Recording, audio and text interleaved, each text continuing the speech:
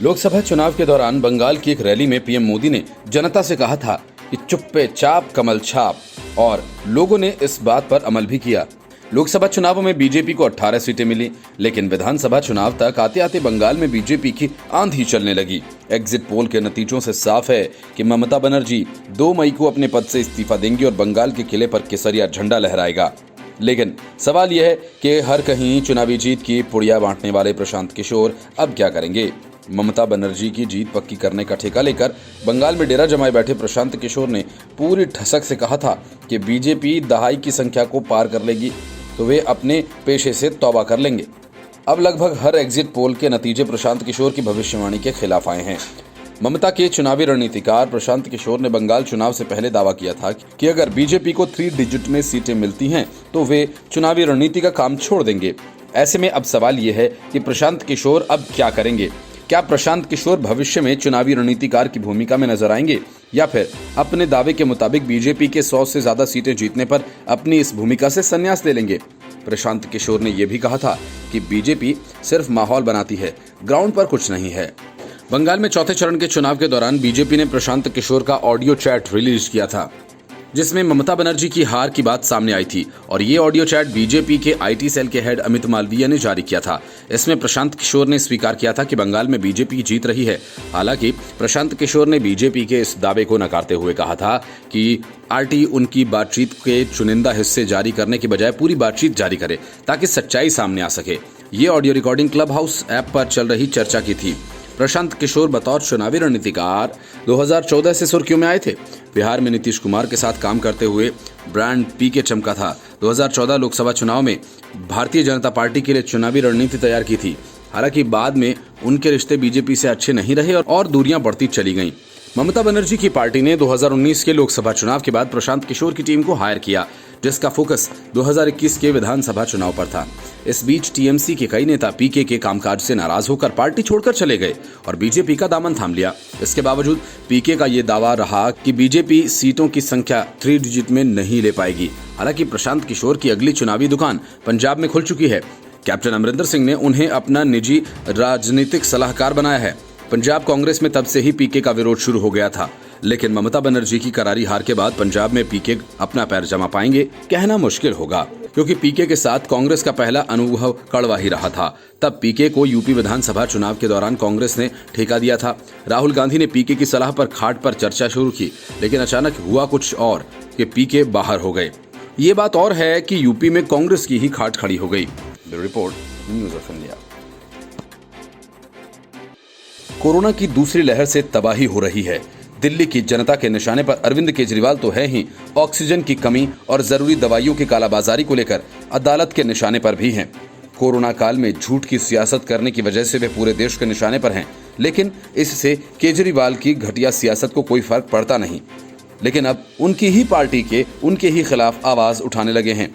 आम आदमी पार्टी के विधायक ने ही केजरीवाल के खिलाफ मोर्चा खोल दिया। केजरीवाल दिल्ली की जनता के निशाने पर हैं, अदालत के निशाने पर हैं। दिल्ली के सीनियर नेता और आम आदमी पार्टी के विधायक शोएब इकबाल ने अरविंद केजरीवाल सरकार को बर्खास्त करने की मांग कर डाली। मटिया महल से चुनाव जीते शोएब इकबाल ने कहा कि आज दिल्ली की हालत देखकर उन्हें रोना आ रहा है। आखिर एक विधायक को रोना क्यों आ रहा है?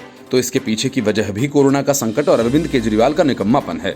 शोएब इकबाल ने कहा कि मेरा दिल मचल रहा है, मैं परेशान हूँ, मुझे रात भर नींद नहीं आ रही। जिस तरह से लोगों की बेचैनी देख रहा हूँ, ऑक्सीजन नहीं मिल रही, दवाइयाँ नहीं मिल रही। मेरा एक दोस्त इस वक्त तड़प रहा है, अस्पताल में उसके पास न ऑक्सीजन है न वेंटिलेटर। मेरे पास रात से ही उसका पर्चा पड़ा है, मैं उसे रेमडेसिविर इंजेक्शन कहाँ से ला कर दूँ, कहीं उसे कुछ हो न जाए। आम आदमी पार्टी के विधायक शोएब इकबाल ने कहा कि उनके दोस्त की बच्चियां तड़प रही हैं, उसे न्यू लाइफ हॉस्पिटल में भर्ती कराया गया है। विधायक ने कहा कि पैसा है, लेकिन इसके बावजूद उसे न अस्पताल मिल रहा है न दवाइयां। उन्होंने कहा कि उन्हें उनके विधायक होने पर फख्र की जगह बेइज्जती महसूस हो रही है, क्योंकि सरकार साथ नहीं दे रही। उन्होंने कहा कि इतना वरिष्ठ विधायक होने के बावजूद ये सब हो रहा है। शोएब इकबाल ने कहा कि इस आपदा में किसी से संपर्क नहीं किया जा सकता और ये तक नहीं पता कि कौन नोडल ऑफिसर है या किसकी क्या जिम्मेदारी है। उन्होंने कहा, मैं ये चाहूंगा कि दिल्ली हाईकोर्ट तुरंत प्रदेश में राष्ट्रपति शासन लगाने का फैसला ले, वरना जैसी स्थिति यहाँ है सड़कों पर लाशें बिछ जाएंगी। बहुत बुरी स्थिति है। शोएब इकबाल ने तुरंत प्रभाव से दिल्ली में राष्ट्रपति शासन लगाने की गुजारिश की। शोएब इकबाल ने कहा कि दिल्ली में कागजों पर ही सरकार चल रही है। उन्होंने कहा कि मैं 6 बार से विधायक हूं, मैं सबसे सीनियर विधायक हूं। शोएब इकबाल ने दिल्ली में राष्ट्रपति शासन की मांग की तो बीजेपी और कांग्रेस दोनों राष्ट्रपति शासन के समर्थन में आ गए। बीजेपी ने कहा कि शोएब इकबाल सही कह रहे हैं, स्थितियां अरविंद केजरीवाल के हाथ से बाहर निकलती जा रही हैं। इससे पहले कांग्रेस के प्रदेश अध्यक्ष अनिल चौधरी ने भी दिल्ली में राष्ट्रपति शासन लगाने की मांग की थी। बृहस्पतिवार को कोरोना वायरस संक्रमण के 24,235 नए मामले सामने आने के साथ ही दिल्ली में संक्रमित संख्या बढ़कर 11,22,286 तक पहुंच गई है। शहर में संक्रमण की दर 32.82% दर्ज की गई। स्वास्थ्य विभाग के बुलेटिन के मुताबिक दिल्ली में गुरुवार को कोविड-19 के 395 मरीजों की मौत हो गई, जो कि पिछले साल महामारी की शुरुआत के बाद से एक दिन में सबसे अधिक संख्या है। शहर में अब तक 15,772 लोग इस घातक वायरस के कारण जान गंवा चुके हैं। शोएब इकबाल 1993 में पहली बार जनता दल के टिकट पर विधायक चुने गए थे। इसके अगले साल से लेकर अब तक वो कई बार दिल्ली विधानसभा की विभिन्न समितियों के सदस्य रहे हैं। 2003 में जदयू के टिकट पर विधायक बने। 2008 में उन्होंने लोक जनशक्ति पार्टी से जीत दर्ज की। 2013 में फिर जदयू में लौटे और विधायक बने। 2020 में उन्होंने आम आदमी पार्टी का दामन थामा और जीते। वो दिल्ली विधानसभा के डिप्टी स्पीकर और प्रोटेम स्पीकर भी रहे हैं। Bureau report, news of India. अपनी परंपरागत सीट भवानीपुर छोड़कर ममता बनर्जी ने शुवेंदु अधिकारी को सबक सिखाने के इरादे से नंदीग्राम से चुनाव लड़ने का फैसला किया था। ममता के चुनावी रणनीतिकार प्रशांत किशोर और फ्रेंडली मीडिया ने इसे ममता का मास्टर स्ट्रोक बताकर खूब प्रचारित भी किया था, लेकिन ममता का मास्टर स्ट्रोक उन पर ही भारी पड़ गया। ममता न तो अपनी पुरानी सीट भवानीपुर से टीएमसी को जितवाती दिख रही हैं और न ही खुद नंदीग्राम से चुनाव जीतने के ही आसार हैं। एग्जिट पोल के नतीजे बताते हैं कि ममता बनर्जी नंदीग्राम से चुनाव हारने जा रही हैं। मतलब शुवेंदु अधिकारी के हाथों ममता हारेंगी। ये वही शुवेंदु अधिकारी हैं जिनकी वजह से नंदीग्राम में आंदोलन हुआ और ममता बनर्जी बंगाल की सीएम बन बैठी। वक्त बीता तो नंदीग्राम का मिजाज भी बदला।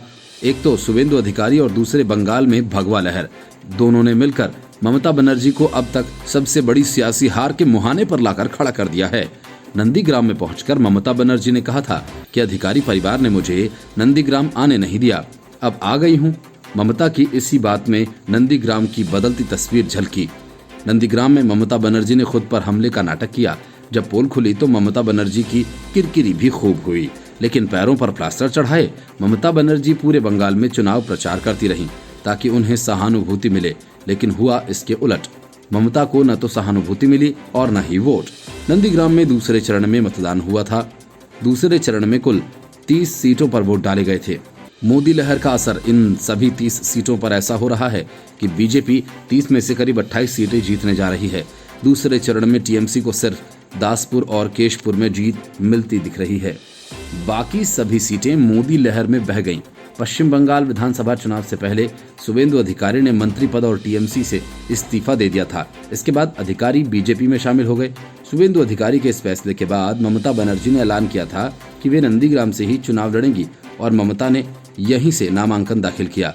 शुवेंदु के बाद उनके छोटे भाई भी बीजेपी में शामिल हो गए। टीएमसी ने शुवेंदु के सांसद पिता शिशिर अधिकारी और सांसद भाई दिव्येंदु अधिकारी को किनारे लगा दिया।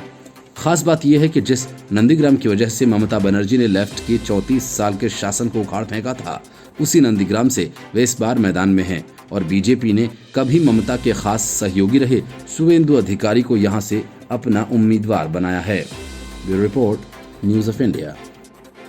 बदरुद्दीन अजमल के गले में हाथ डाले नो सीएए का पटका पहने राहुल गांधी ने असम में घूम घूम कर इस अंदाज में चुनाव प्रचार किया कि मानो तिनका तिनका जोड़कर बना कांग्रेस का महागठबंधन अजेय हो। प्रियंका वाड्रा ने भी असम में पूरी ताकत लगाई। चाय के बागानों में गईं, चाय की पत्तियां तोड़ी, लेकिन कांग्रेस के लिए वोट का जुगाड़ नहीं कर पाईं। लेकिन अपने मुंह मियां मिट्ठू बनते हुए कांग्रेस ने चुनाव खत्म होते ही अपने उम्मीदवारों को जयपुर और रायपुर शिफ्ट कर दिया। कहा यह गया कि बीजेपी उनके विधायकों को तोड़ लेगी, लेकिन कांग्रेस को यह पता नहीं था कि बीजेपी को ऐसा कुछ करने की जरूरत नहीं पड़ने वाली। मजबूत रणनीति और विकास कार्य बीजेपी का सहारा बना और एग्जिट पोल में उनका नतीजा छलकने लगा। बीजेपी पहले से ज्यादा ताकतवर बनकर असम में वापसी करने जा रही है और असम की जनता ने कांग्रेस की तुष्टीकरण की सियासत को बुरी तरह से नकार दिया। एग्जिट पोल के नतीजे बताते हैं कि बीजेपी एक बार फिर एक तरफा जीत दर्ज करती नजर आ रही है। एग्जिट पोल के मुताबिक असम में बीजेपी गठबंधन पूर्ण बहुमत के साथ सत्ता में वापसी कर रहा है। जबकि कांग्रेस महागठबंधन एक बार फिर से अपने पुराने आंकड़ों पर सिमटता दिख रहा है। प्रधानमंत्री नरेंद्र मोदी का चेहरा और 5 साल में हुए विकास कार्य बीजेपी की वापसी का अहम कारण बने, जबकि विपक्ष के पास सीएम का मजबूत चेहरा न होना कांग्रेस गठबंधन के अरमानों पर पानी फेर गया। अगर असम विधानसभा चुनाव की कुल 126 सीटों में से बीजेपी गठबंधन सबसे बड़ी पार्टी बनकर उभर रही है। बीजेपी गठबंधन को 75 से 85 सीटें मिलने का अनुमान है, जिसमें बीजेपी को 61 से 65 सीटें मिल सकती हैं। इसके अलावा असम गण परिषद को 9 से 13 सीटें, जबकि यूपीपीएल को 57 सीटें मिलने की संभावना है। असम में कांग्रेस गठबंधन को 40 से 50 सीटें मिलती दिख रही हैं, जिनमें कांग्रेस को पिछली बार की तरह 24 से 30 सीटें मिलने की संभावना है। वहीं एआईयूडीएफ को 13 से 16 सीटें, जबकि बीपीएफ को 3 से 4 सीटें मिलती नजर आ रही हैं। हाईकोर्ट की तरफ से लगातार पड़ रही डांट फटकार से अरविंद केजरीवाल सरकार की सेहत को कोई फर्क नहीं पड़ता दिखा, तो सुप्रीम कोर्ट ने दिल्ली सरकार की फजीहत कर डाली। सुप्रीम कोर्ट ने साफ शब्दों में कह दिया कि सियासत चुनाव के वक्त कीजिए, इस वक्त आप केंद्र सरकार के साथ मिलकर काम कीजिए। सुप्रीम कोर्ट ने केंद्र की मोदी सरकार के कदमों की सराहना करते हुए उन सभी राजनीतिक पार्टियों और सरकारों को संदेश दिया कि सब केंद्र सरकार के साथ सहयोग करें, सियासत नहीं। एक तरफ से सुप्रीम कोर्ट की ये बातें कांग्रेस शासित राज्यों पर भी लागू होती हैं और गांधी वाड्रा पर भी, जो कोरोना काल में जनता को ऑक्सीजन और दवाइयों के बिना इनके हाल पर छोड़कर घटिया किस्म की सियासत करने में जुटे हैं। दिल्ली में ऑक्सीजन की कमी को लेकर शीर्ष अदालत ने कहा, हम चाहते हैं कि हमारी सुनवाई से सकारात्मक बदलाव हो। हम ऑक्सीजन के बिना तड़प रहे नागरिकों की सुनना चाहते हैं। इस पर सॉलिसिटर जनरल ने कहा कि दिल्ली को 400 मीट्रिक टन ऑक्सीजन दिया गया, पर उनके पास उसे उठाने की क्षमता नहीं। एक निर्माता और ऑक्सीजन देना चाहता है, पर उसे उठाने की क्षमता बढ़ानी होगी। सुप्रीम कोर्ट ने कहा, केंद्र के चार्ट में दिल्ली को 490 मीट्रिक टन ऑक्सीजन दिखाया गया। दिल्ली की मांग 700 मीट्रिक टन है। दिल्ली औद्योगिक राज्य नहीं है, इसकी स्थिति अलग है। आप इस बात पर जोर मत दीजिए। ऑक्सीजन सप्लाई को उठाने की क्षमता नहीं है, आप मदद कीजिए। दिल्ली पूरे देश का प्रतिनिधित्व करती है। अदालत ने कहा कि अगर अभी से कुछ नहीं किया गया तो सोमवार तक 500 मौत हो जाएंगी। इसके बाद सॉलिसिटर जनरल ने कहा, दिल्ली को सप्लाई बढ़ाने के लिए कहीं और कमी करनी पड़ेगी। दिल्ली में कोविड से हो रही हर मौत ऑक्सीजन की कमी से नहीं हुई है। सुप्रीम कोर्ट ने कहा कि आप केंद्र सरकार होने के नाते दिल्ली के लोगों के प्रति जवाबदेह हैं। सुप्रीम कोर्ट ने कहा कि कुछ कंपनीज के पास खाली टैंकर्स हैं, आप उनसे लेने पर विचार कीजिए। इसके बाद सॉलिसिटर जनरल ने कहा कि दिल्ली को ऑक्सीजन सप्लाई पर कोर्ट से कहा है, उस पर मैंने केंद्र से निर्देश लिया है। आपने जो कहा है उसका पालन किया जाएगा। सुप्रीम कोर्ट ने मोदी सरकार के इस रवैये की सराहना की है। Bureau report, news of India. Bengal विधानसभा चुनावों के एग्जिट पोल के नतीजे से टीएमसी में खलबली मच गई है। चुनावी हार की आशंका से बेचैन ममता बनर्जी ने आनन फानन में अपने सभी उम्मीदवारों और पोलिंग एजेंट्स के साथ बैठक की। ममता बनर्जी ने ऐसा पहली बार किया। अब तक ममता बनर्जी नतीजों के बाद विधायकों के साथ बैठक किया करती थीं, लेकिन पहली बार उन्होंने उम्मीदवारों के साथ बैठक करने का फैसला किया। माना यह जा रहा है कि बैठक में ममता बनर्जी उन उम्मीदवारों का पता लगाने की कोशिश करेंगी जिनके जीतने की संभावनाएं अधिक हैं।